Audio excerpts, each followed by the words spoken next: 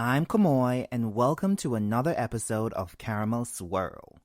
Not sure what mess I will get into, or if this episode will even have a guest on it. Let's get the swirl on and find out. Hey guys, welcome back to another latest watch. And this one, it has me on the edge of my seat the entire time. It is Inventing Anna by our wonderful friend, Miss Shonda Rhimes. Baby girl, you did that shit again, and I love you for that. Well, Anna Delvey is an alleged German heiress who climbed her way to the top of the social ladder.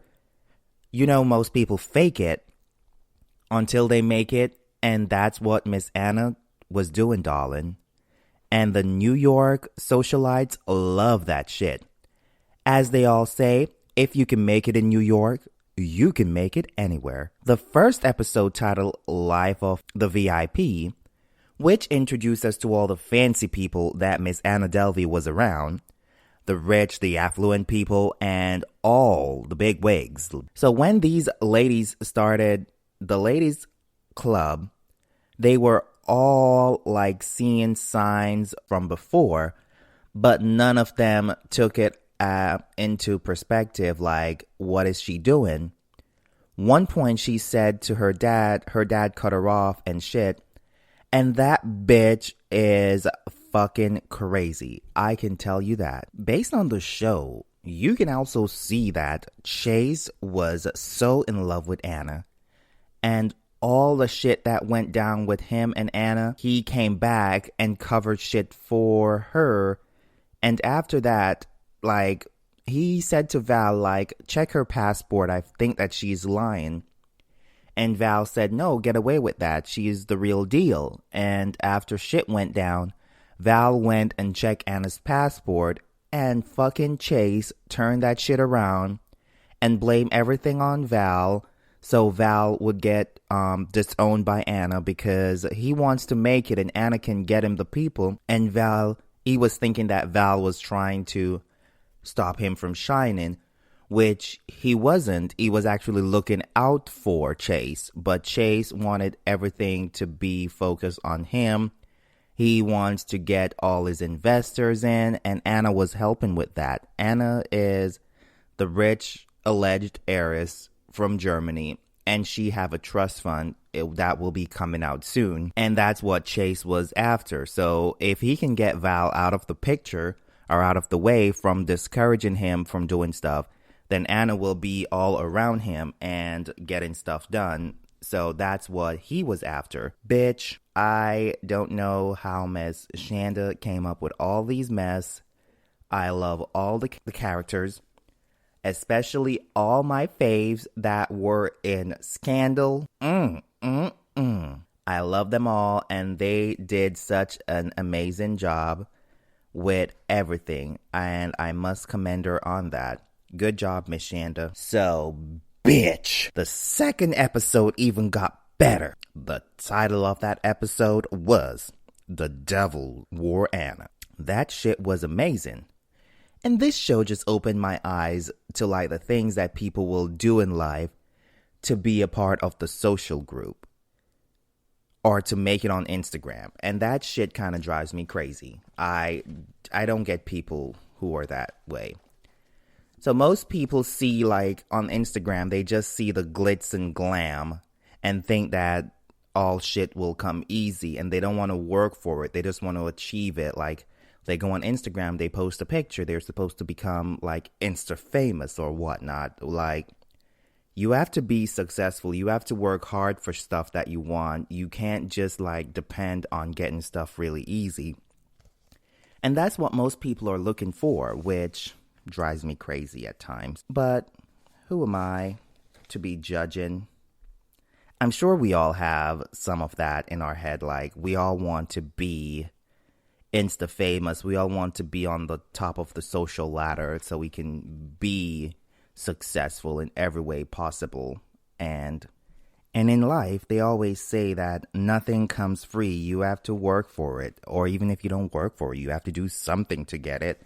So don't expect that everything in life is going to be free, or you expect that people to just give you stuff without you doing anything. And what I also realize in life is that the rich will always go out and get shit done, and then they sit back and like watch their dream come to life, while we as like the less fortunate, we have a harder time. We talk about the stuff that we want to do and we don't take any actions towards it. We just sit back and expect that it's supposed to be handed to us. You have to work towards like what you want and what you think that you should be getting. Then you will be successful because you're moving towards it. You're making a step to improving yourself. You're making a step to achieving that goal. And that's what most people don't actually do today. They just sit back and like, oh, I want to be doing this. I want to do that. But then they just sit down and not do anything. And that shit kind of drives me crazy at times. I love you guys, but that shit kind of drives me crazy. I make steps in what I want in life. I push myself.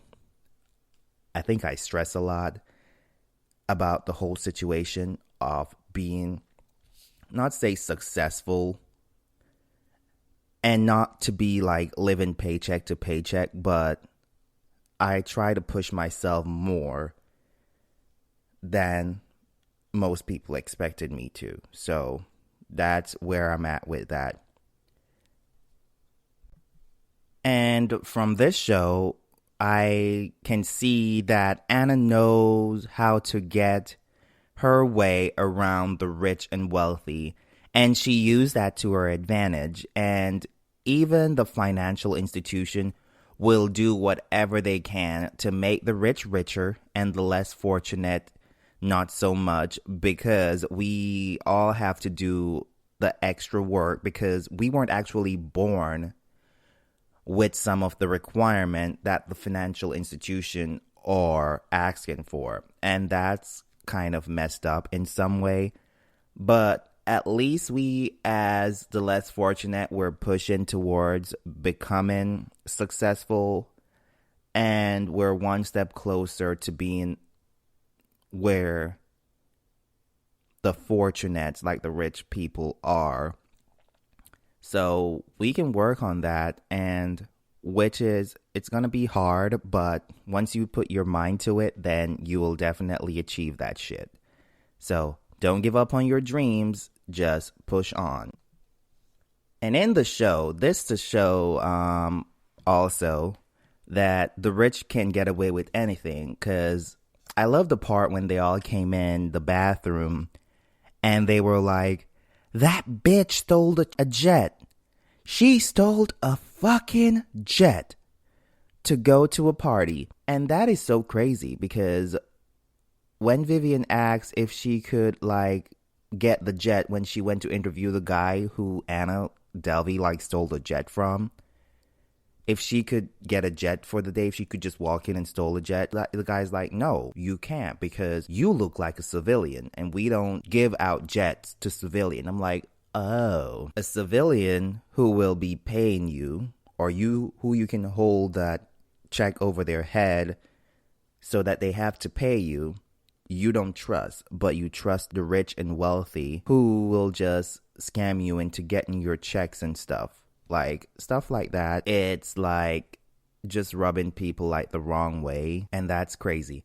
Like, if you're going to do something, just do it straight across the board on a level playing field. If you're requiring certain stuff from the less fortunate, you should be requiring that from the rich and wealthy people also, because they're the ones who are going to like do stuff and don't think that nothing is going to come of it because they're that bad bitch. So you have to implement certain stuff, like this person is coming in, get this like 30 days before so that they see if they meet the requirement, because we have to pay the pilot, we have to pay for fuel, we have to do this and we can't afford to not being able to pay. We're going to be dipping in our pockets to get stuff done. Like stuff like that, they need to look at 30 days. If you want a jet, I know people want jet like the day off. That's when you get a card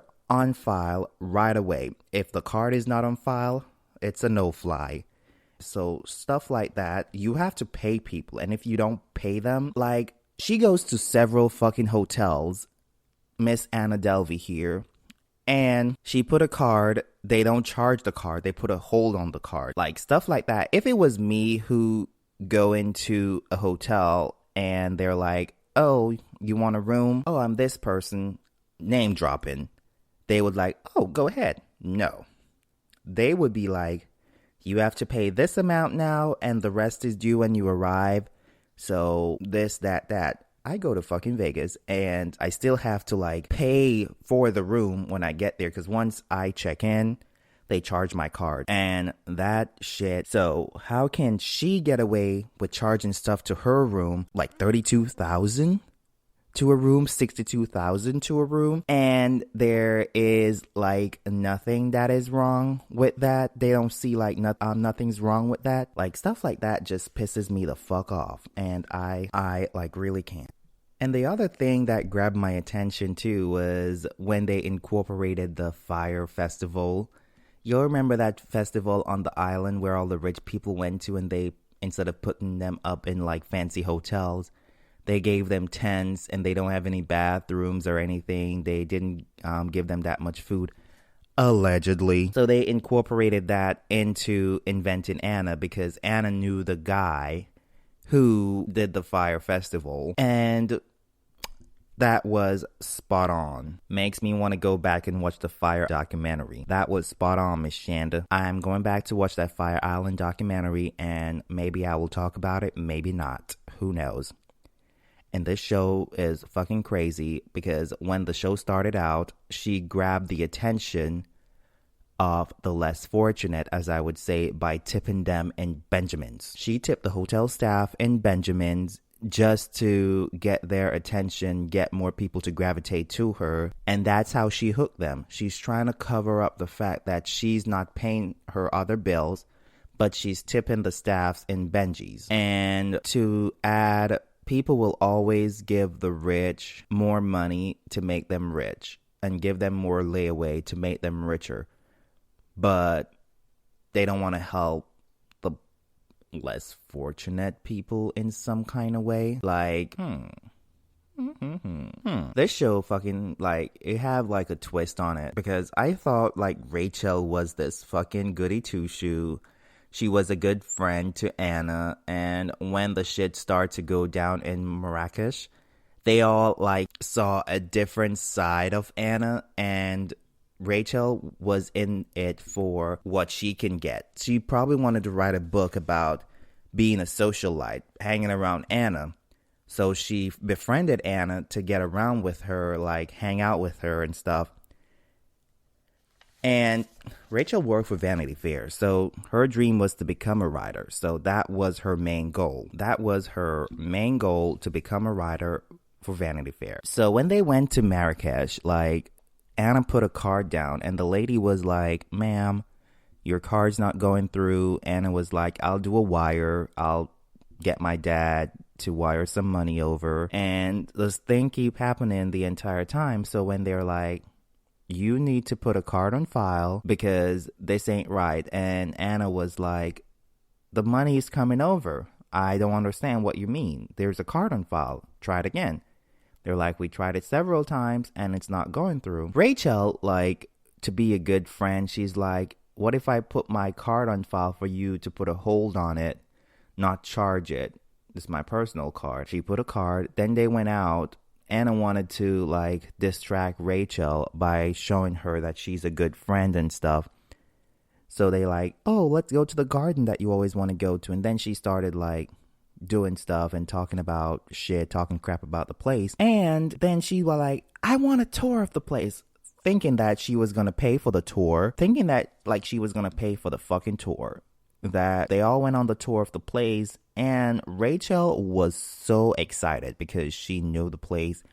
She probably did her research on the place and she was like, yeah, let's go and do the tour. They did the tour. At the end of the tour, they charged them like $2,000 US. It's $500 per person. $500 US per person for a tour. $500 for a tour. Like, what the fuck? So they were like, okay, we'll pay.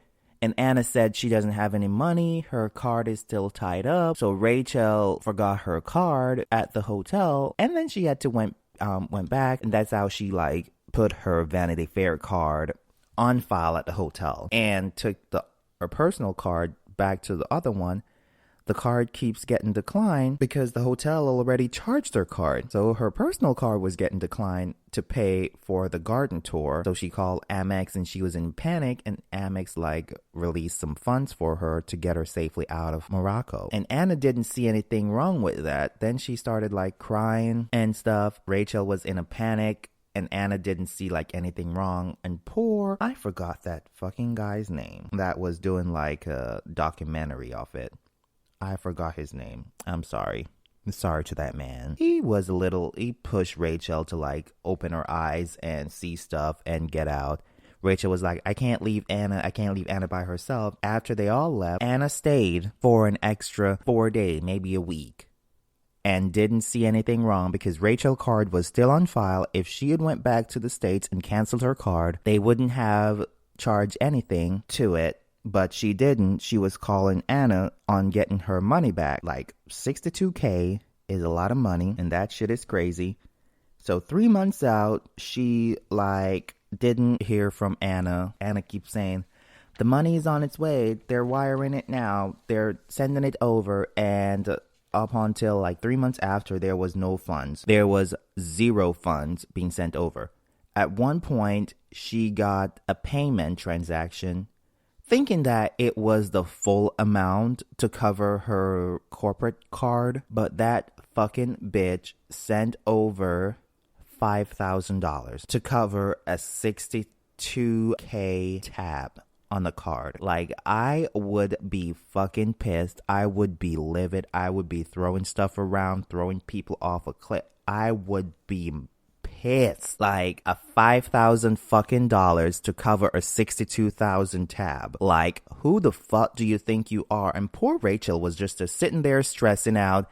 Instead of going to people and telling them about it, she went to the cops, and the cops like laughed at her, saying that they didn't hold a gun to her head to take the card, to charge the card or whatnot. She give it up willingly. She went to the district assistant DA, and she said the same thing. Stuff like that, you just look at it like from two different angles, and like, oh, you were helping out a friend. And then, oh, your friend like didn't want to pay you back. But they weren't seeing it from the second side. They were like, you gave your card willingly. Well, it's all on you. You got to take care of your stuff. So Anna Delvey is so fucking crazy with all the shit that is going on with her, because the banks like reported her, hotels reported her for not paying. She was arrested, and then she was released on bond, and she was supposed to appear back in court and stuff, which she didn't. Instead of doing that, she went to a bank and like gave them a check to deposit money, and then went down the road like 45 minutes to the same bank to withdraw the money that she was just deposited. Remember that checks take a couple days to clear. So it was showing in her account that it was there, but it wasn't actually there. So she defrauded the bank of that amount. So the bank teller like looked at her purse or bag and saw that it was like a high class bag. And her glasses, those Celine glasses. She was like, do you want those in 50s? And Anna goes, yeah, just throw some 20s in there too. And she walked out of the fucking bank with all that money. She didn't stole it. They gave it to her, like, without doing any checks of anything. Like, what? If it was me, they would have like, oh, you want to withdraw that much money? Let me just call to verify that the check is good. Let me just call to see if the funds is available, because it's still saying pending. Like, bitch. And this bitch didn't give two fucks about any of the shit that she was doing or any of whatever was going on with her life. Her attorney, like, was texting her like, please ensure that you're at the court because this judge doesn't take stuff lightly. And she's like, yeah, I'm on my way. That time she was on her way to the bank to do another defraudment. Like, girl, you need to get your act together, sort your life out. You can't have it all the way. You can't have it both ways. You just can't. She just didn't care. I'm starting my business, the Anna Delvey Foundation. That's what she's always saying. I'm an entrepreneur. Like, get the fuck out of here. And watching the court scene, can you believe that Rachel was going to bank from that book deal that she wrote about Anna and stuff? She was going to bank. Because if that book hit like bestseller, she would be getting a whole bank. Plus, if it was made into a movie, she would also be banking. And based on the whole scenario and what's going on with her, Amex actually cleared her charges. And she was pretending as if she didn't get her money back or it didn't clear. And poor Casey, like, what the fuck happened? Girl, what happened? Like, then she's like, well, I wanted to ensure that everything was okay. I wanted to ensure that all is good. And then Casey was like, but you were pretending as if you didn't get your money back. And then you told the assistant DA that you didn't get your money back. So you send the cops after her while she was in rehab and stuff. Like, shit like that just was crazy. So Casey, like, turned on Rachel because Casey was on Rachel's side. And after all of that came out, she turned on Rachel real quick. Ooh. In the end of the entire thing, she got 4 to 12 years. And based on the end note, I see here that she was released. That was on February 11, 2021. Sorkin was released from prison on parole. She then checked into the Nomad Hotel and she hired like a German camera crew to follow her and film her activities. 6 weeks later, on March 2021, she was taken back into custody by ICE for overstaying her visa. She's currently being held at the New Jersey County Jail by ICE, awaiting deportation to Germany. On January 2022, she was tested positive for COVID-19 in prison and was placed in quarantine. An immigration judge ruled that if she was released, she, in quote, would have the ability to inclination to continue fraudulent and dishonest acts. So she, based on this, she is still locked up by ICE for overstaying her visa. So we'll see what Miss Anna have up her sleeves. And this show was crazy, so I would definitely recommend that you go ahead and check it out. Again, it is Inventing Anna on Netflix, and it's from the Shondaland production. And you know, anything from the Shondaland production is a good production. So go check that shit out. And on that note, I'm out. So I will keep you up to date on any new show that I think you guys should check out. And I hope you enjoy this episode of Caramel Swirl. Until next time, love you. Thank you for listening to Caramel Swirl Podcast on whatever platform you listen to your podcast on. Just like it so you can be notified when I drop a new episode. And if you listen to this on Apple Podcasts or Spotify, don't forget to rate and review. You can get social with me on Twitter at Kamoy357, as well as get social with The Swirl on Facebook, Instagram, and TikTok at Caramel Swirl Podcast. Catch you next time on the next episode of Caramel Swirl.